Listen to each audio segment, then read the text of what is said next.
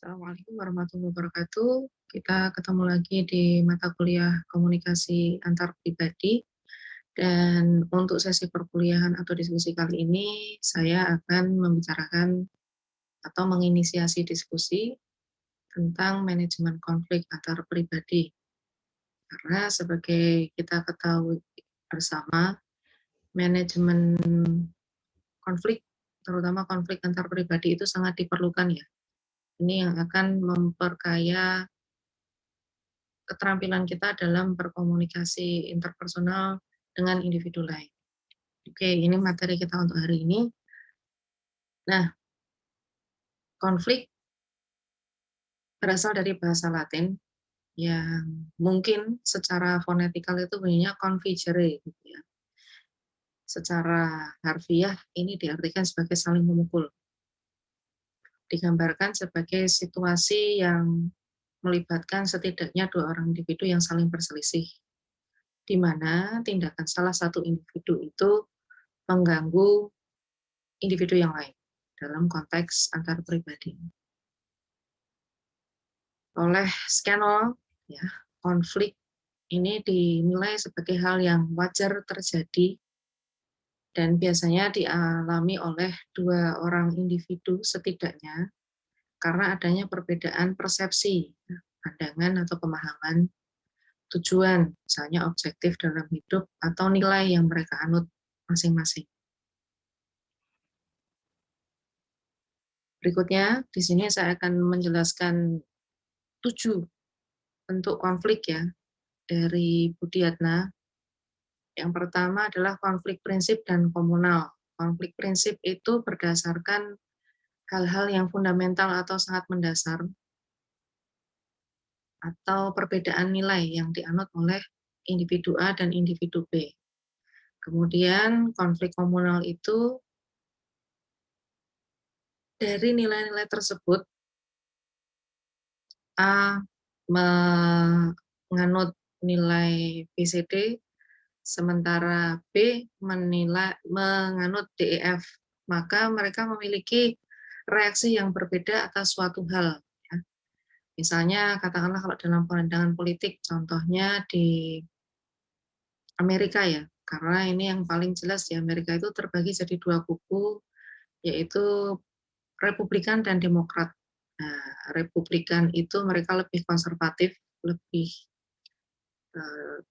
konvensional gitu ya, pendekatan politiknya agak old school, sementara yang Demokrat ini pendekatan politiknya dianggap inovatif ya. Nah, dari situ saja sudah berbeda gitu. Jadi mereka pasti punya cara bereaksi yang berbeda terhadap suatu peristiwa politik, katakanlah kemarin ada Black Lives Matter ya.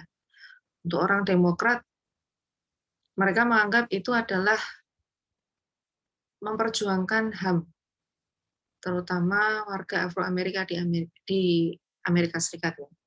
Sementara untuk orang Republikan, ini sesuatu yang tidak perlu dilakukan, karena itu buang-buang waktu, buang-buang resource, dan lain sebagainya. Oke, itu contoh konflik prinsip dan komunal. Yang kedua, di sini ada konflik realistik dan konflik non-realistik. Keduanya ini didasari oleh rasa frustasi. Frustasi di sini adalah kebuntuan gitu ya Mbak Mas ya.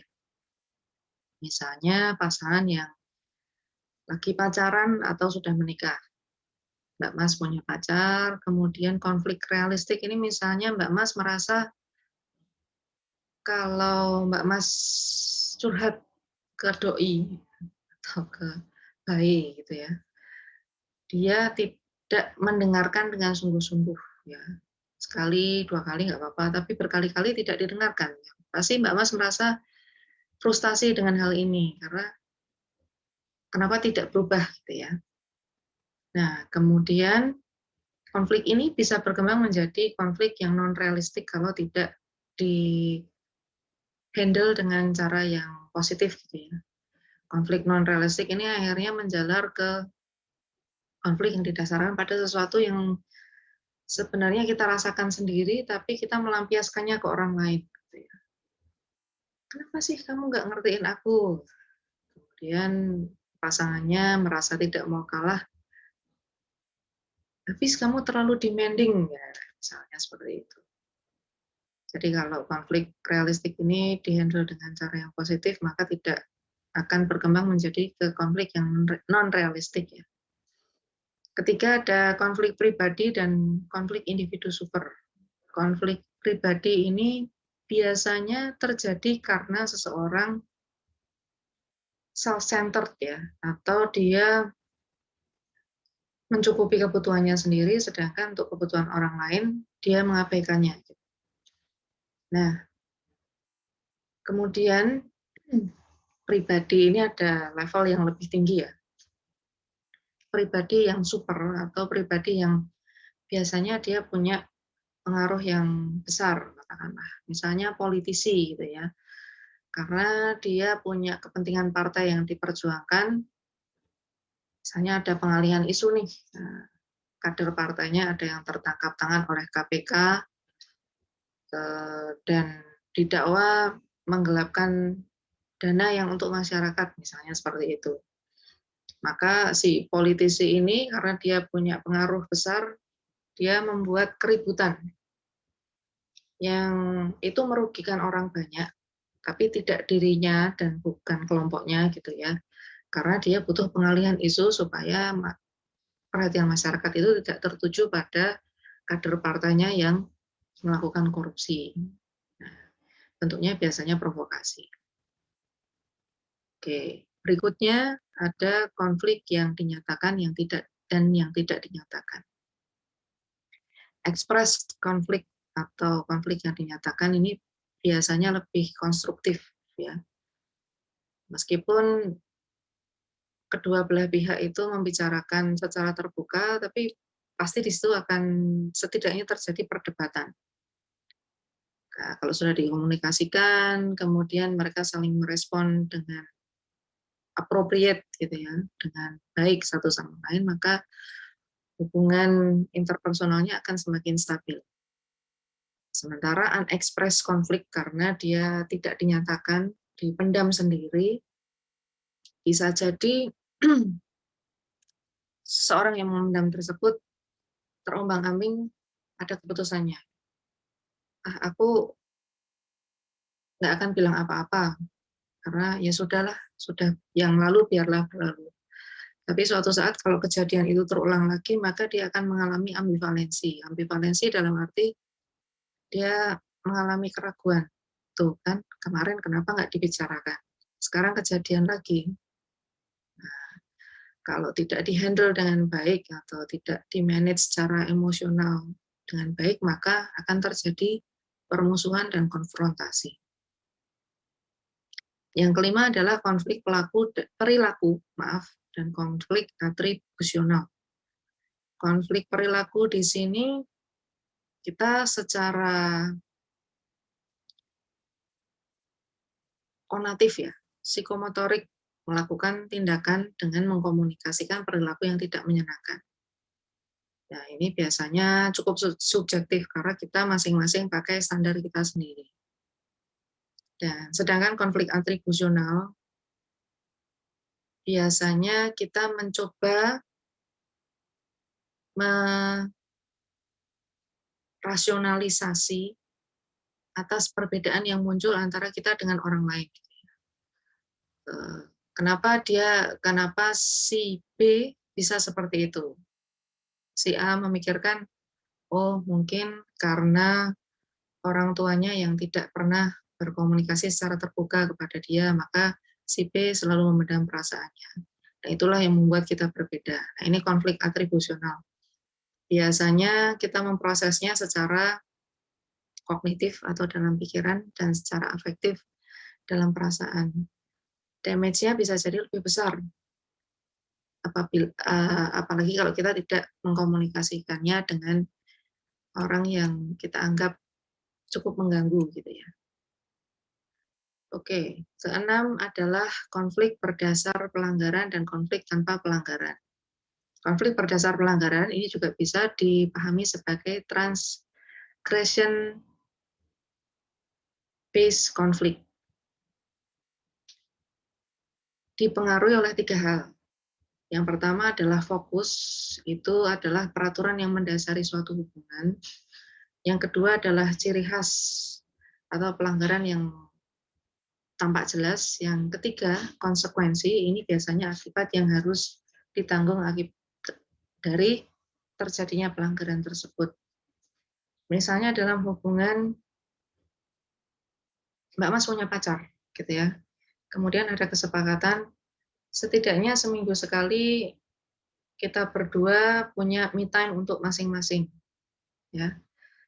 Nah, kemudian ciri khas yang muncul adalah ketika salah satu menuntut, misalnya dalam waktu seminggu, 7 hari itu pengennya bareng-bareng terus, gitu ya.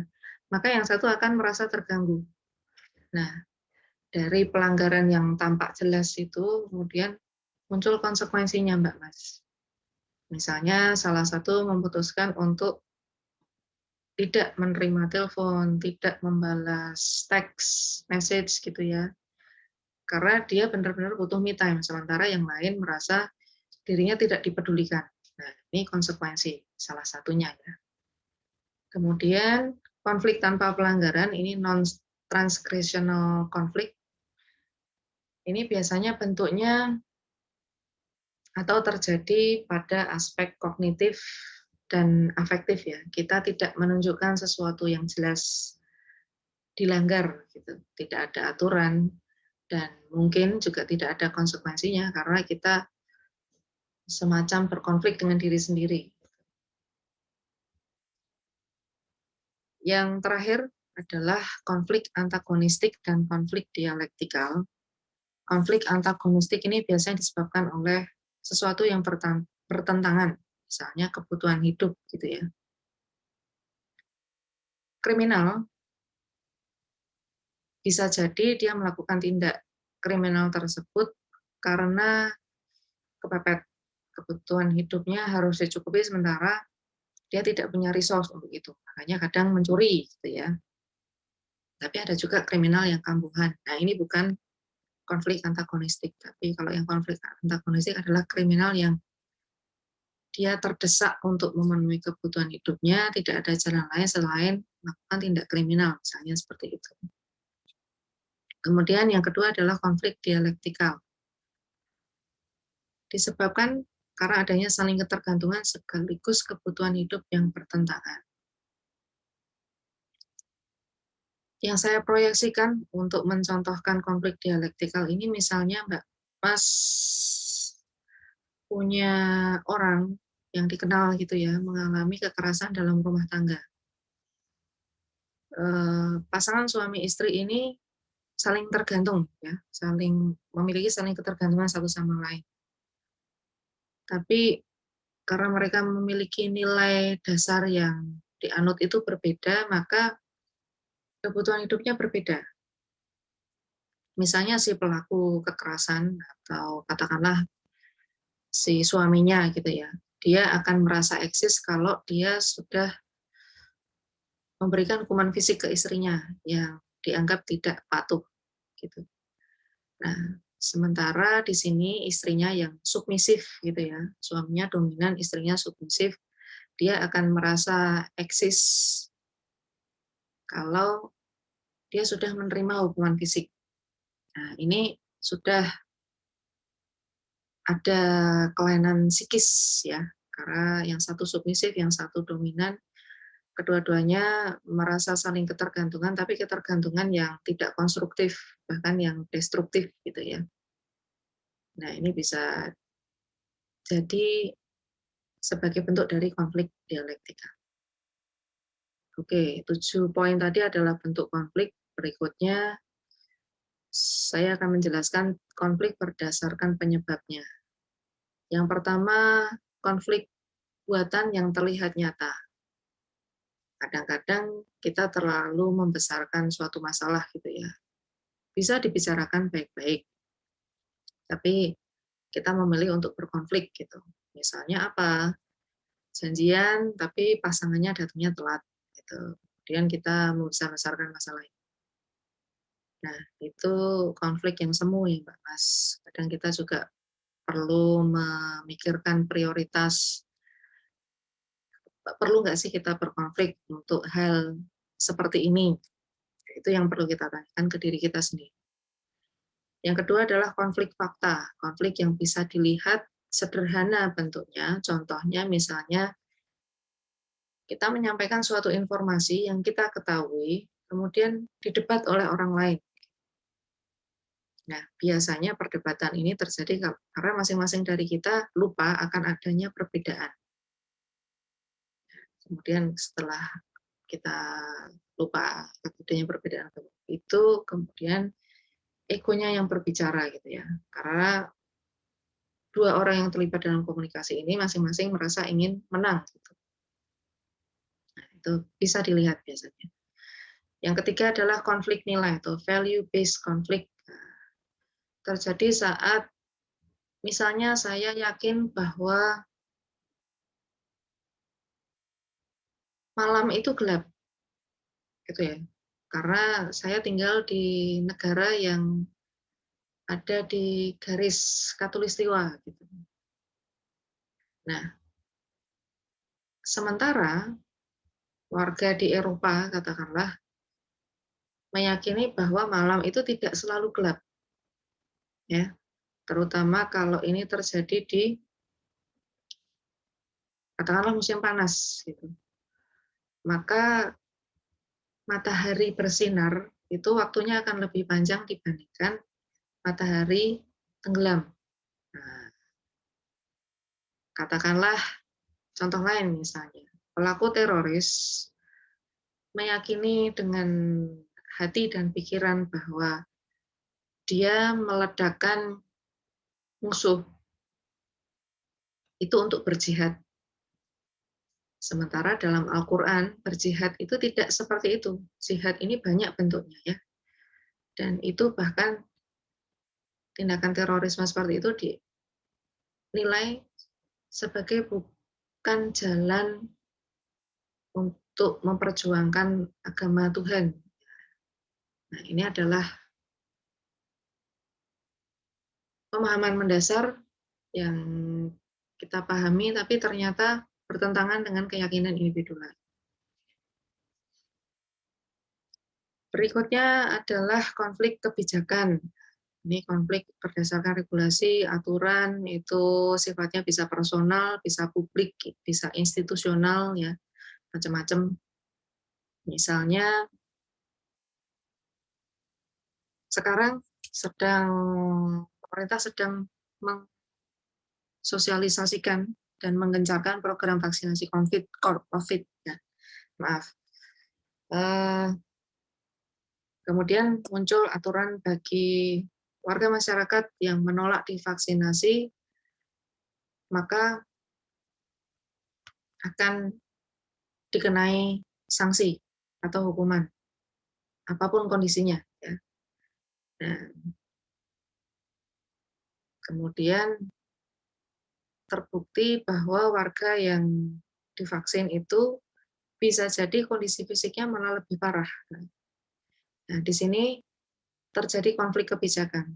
Kebijakan tersebut bahwa yang tidak vaksin akan dikenai hukuman, ini sepertinya perlu dipikirkan lagi karena kondisi fisik masing-masing manusia itu kan berbeda ya. Nah, ini adalah konflik kebijakan ya. Konflik yang terjadi karena kebijakan. Kemudian yang kelima adalah konflik yang terjadi karena ego. Nah, biasanya orang ingin menang karena dia perlu mempertahankan pendapat dan image dirinya di mata orang lain gitu ya. Beberapa waktu lalu kita sempat dengar berita ya, mungkin yang baru-baru ini. Ada seorang politisi yang kemudian dia menginisiasi semacam gerakan startup digital gitu ya. Kemudian secara disengaja dia membahas tentang big data di media sosial. Padahal ini politisi tidak punya background pendidikan teknologi informasi atau tidak pernah bekerja secara profesional di IT. Nah, otomatis karena itu dipublikasikan di sosial media akan ada beberapa netizen yang berkomentar gitu ya. Beberapa di antaranya adalah memang praktisi atau pakar IT. Yang namanya media sosial ini kan terbuka untuk umum gitu. Dan si politisi dalam menanggapi balasan dari praktisi IT itu dengan memblok akun si praktisi IT. Ini terjadi karena dia ingin mempertahankan citra dirinya yang positif ya, karena dia sudah menjadi founder dari gerakan digital atau gerakan IT. Bahkan dia sama sekali tidak punya background-nya. Oke. Tadi adalah 5 poin dari tipe konflik yang dibagi berdasarkan penyebab ya. Nah, kalau tadi tipenya ini adalah penyebabnya. Ada 5 poin di sini yang akan saya jelaskan. Yang pertama, konflik karena adanya kompetisi keterbatasan sumber daya. Ya. Mbak Mas pasti pernah melihat berita di TV atau di sosial media di negara-negara bekas perang terjadi, misalnya di Timur Tengah ya, Afghanistan, Syria, kemudian Palestina, itu kan negara-negara konflik ya. Karena kondisinya sudah pasca konflik, sudah hancur lebur, maka semua sumber daya ini pasti terbatas. Mereka hanya bisa mencukupi sumber daya yang mereka butuhkan berdasarkan suplai dari luar ya. Nah, ini pasti terjadi rebutan gitu ya di antara warga daerah konflik tersebut karena sumber daya yang dipasok di situ terbatas sifatnya. Misalnya air minum, kemudian bahan pangan, obat-obatan ya. Mereka harus berkonflik, harus berebut untuk bisa mendapatkan sumber daya yang terbatas itu. Yang kedua adalah saling ketergantungan dalam menyelesaikan tugas. Ini biasanya terjadi kalau Mbak Mas dalam suatu kelompok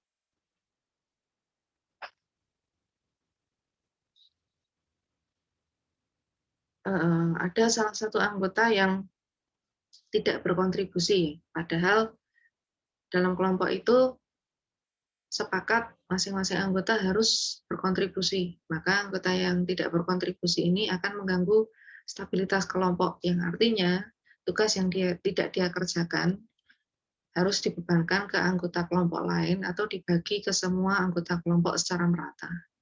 Nah, itu contohnya. Yang ketiga adalah ketidakjelasan peraturan.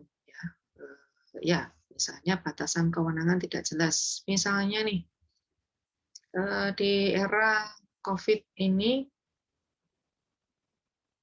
kita melihat beberapa aturan yang rasanya implementasinya cukup janggal gitu ya. Tempat wisata dibuka, sementara pemerintah membatasi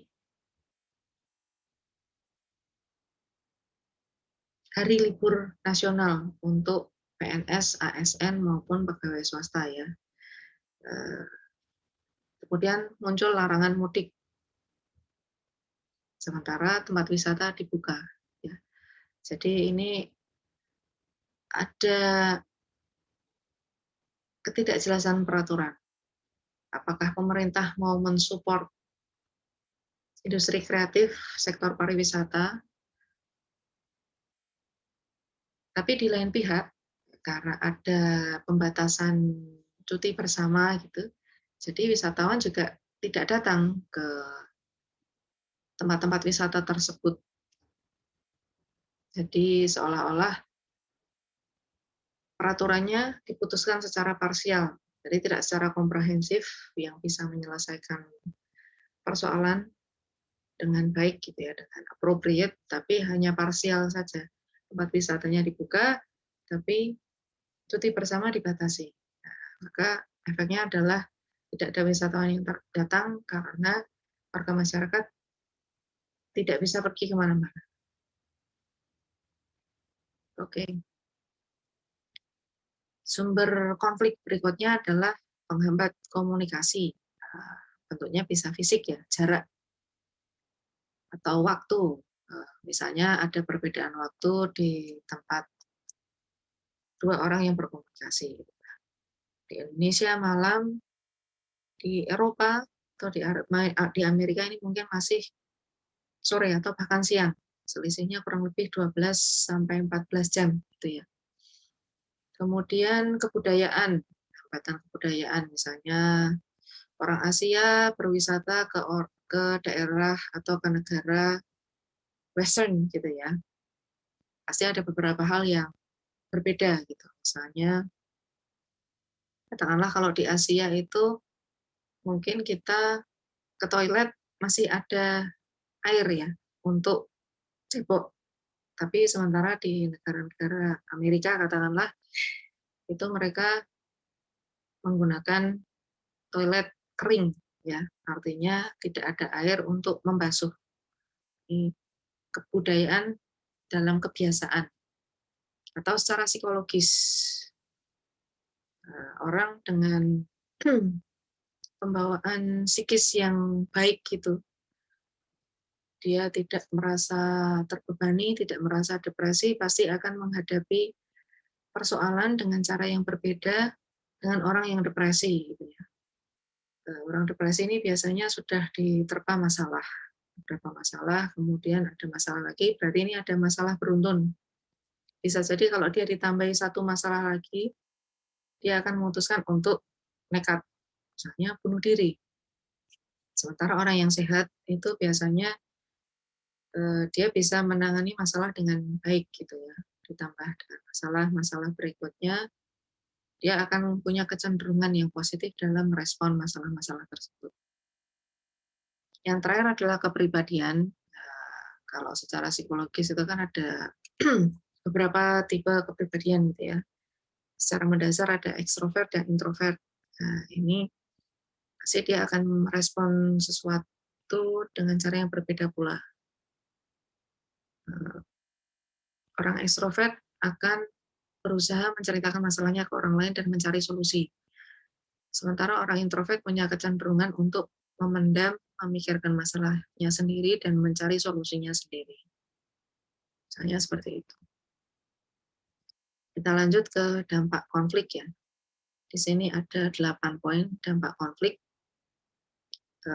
Tapi secara mendasar, ini impact yang positif ya. Mulai dari yang pertama, konflik ini sebenarnya bisa menumbuhkan kesadaran bahwa kita perlu menghadapi suatu persoalan dengan cara memecahkannya, ya, supaya hubungan interpersonalnya terjalin dengan baik. Kita sadar ada masalah, kita perlu mencari solusi supaya kita bisa mempertahankan hubungan, misalnya hubungan persahabatan. Yang kedua adalah karena kita termotivasi untuk melakukan perubahan, ya, misalnya konflik batin. Haruskah saya bertahan di hubungan yang tidak sehat atau hubungan yang toksik, atau saya harus melepaskan diri dari pasangan yang toksik tersebut, misalnya seperti itu. Yang ketiga adalah motivasi personal untuk mencari solusi. Misalnya Mbak Mas, atau ada kerabat atau ada teman kenalan yang terlibat permasalahan finansial, terjerat hutang misalnya. Nah, dari situ maka dia harus men-trigger dirinya sendiri supaya dia tidak lagi berhutang, merubah gaya hidup, tidak konsumtif lagi, lebih banyak saving gitu ya, misalnya. Yang keempat ini adalah konflik sebagai tantangan dalam hidup. Karena sekarang challenge, misalnya dalam konteks media sosial itu dimaknai sebagai suatu hubungan yang positif ya, sesuatu yang positif. Ya. Konflik misalnya,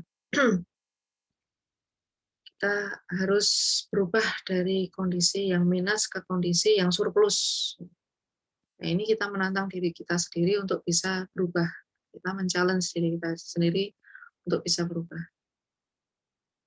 Kemudian yang kelima, kita perlu menyadari bahwa perbedaan pendapat itu selalu ada. Maka untuk bisa mengkonstruksi secara positif, kita harus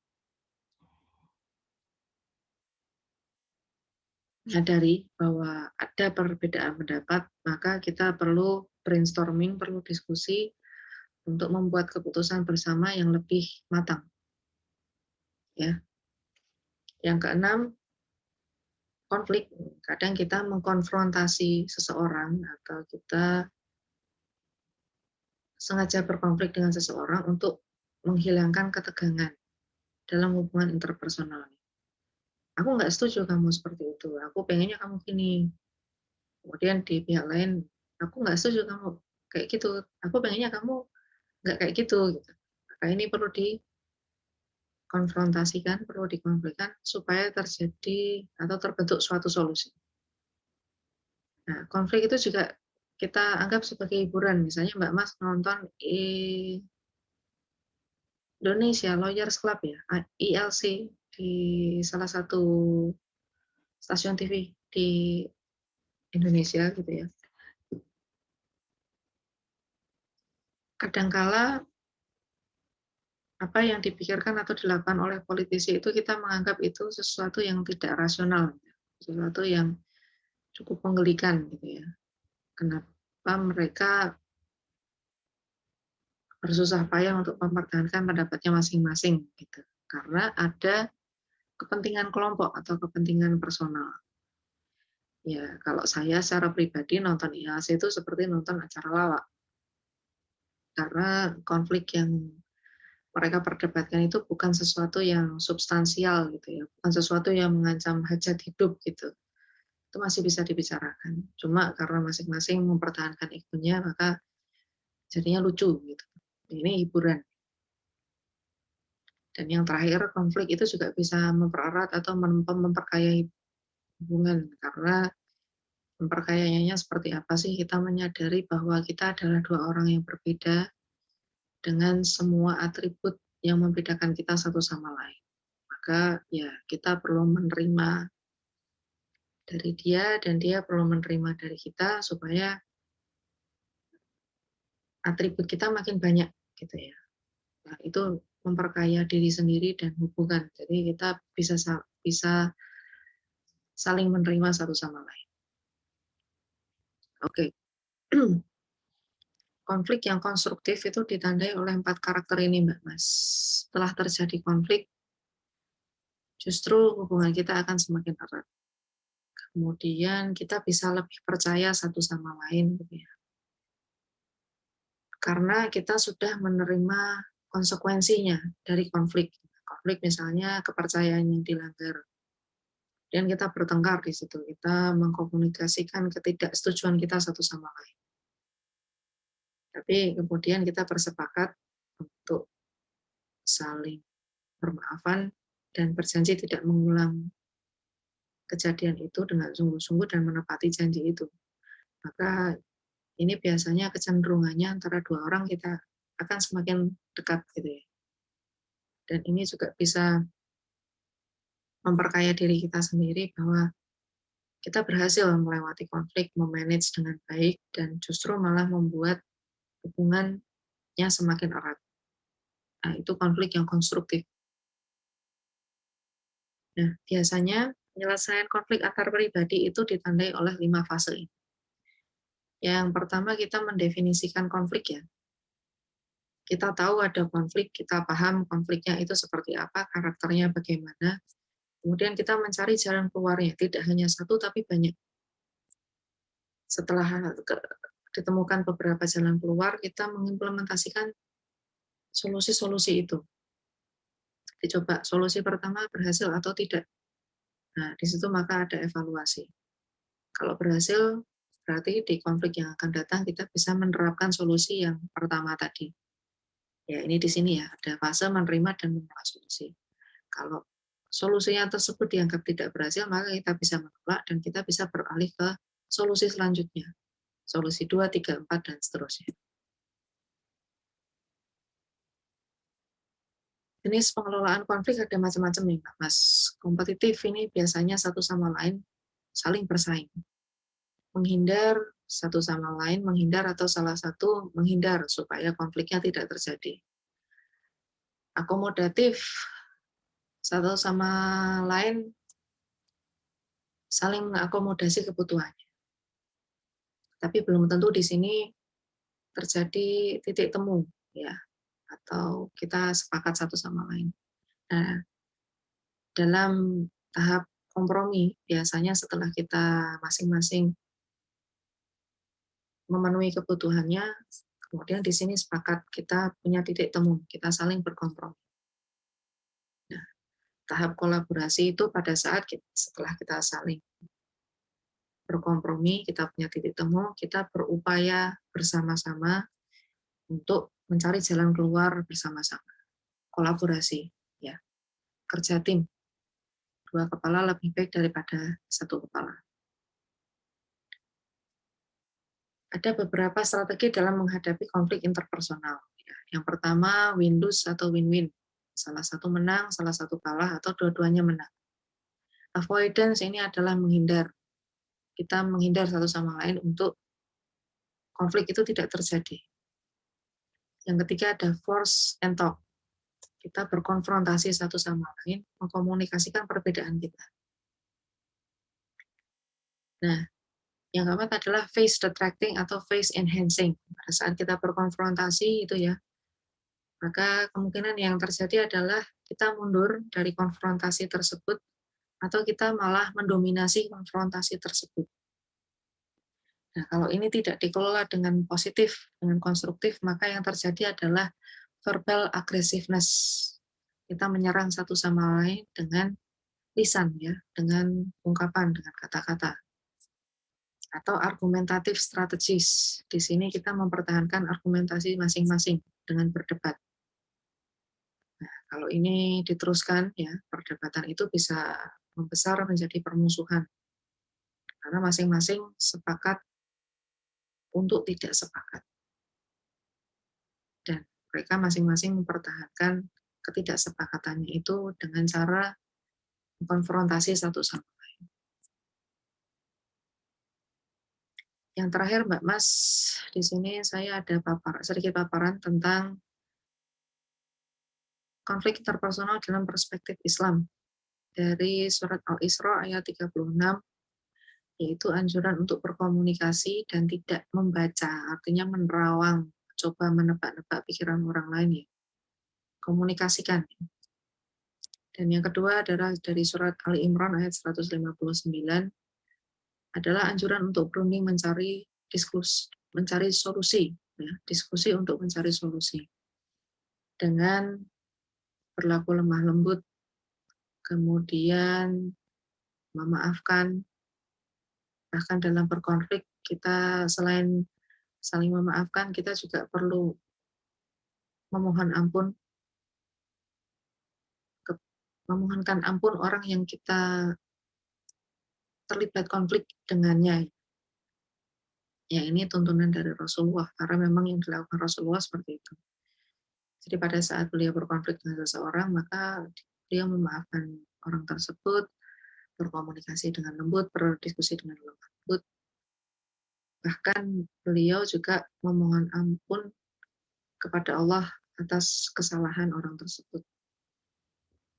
Termasuk memohon ampun atas kesalahan dirinya sendiri. Jadi beliau ini sangat introspektif, ya. Kemudian berdiskusi dengan bermusyawarah, ya, menampung semua pendapat. Dan tawakal. Kalau semua usaha tersebut sudah dilakukan, jalan terakhir adalah tawakal atau berpasrah kepada Allah. Karena ada kekuatan yang lebih besar daripada kita dan kita perlu bergantung kepadanya setelah melakukan semua ikhtiar-ikhtiar tadi. Itu yang bisa saya sampaikan di diskusi manajemen konflik antarpersonal kali ini, Mbak Mas. Mudah-mudahan bermanfaat. Maaf apabila ada kesalahan dalam penyampaian. Billahi taufik wal hidayah. Assalamualaikum warahmatullahi wabarakatuh. Salam sejahtera untuk kita semua.